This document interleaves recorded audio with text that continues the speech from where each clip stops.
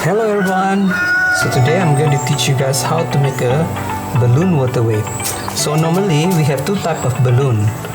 The normal balloon and the metallic, okay? This one not recommended because it's not durable. Use a 5-inch or 12-inch metallic round balloon, okay? So the way that how I do it is, so I'm gonna put it here like this, and then I'm gonna fill up, okay?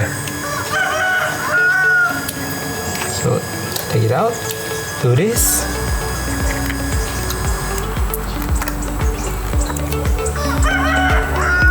Yes, that's it. How to make a water balloon wave. So I hope this will help you to make your water balloon wave for your next project. That's all for today. Bye!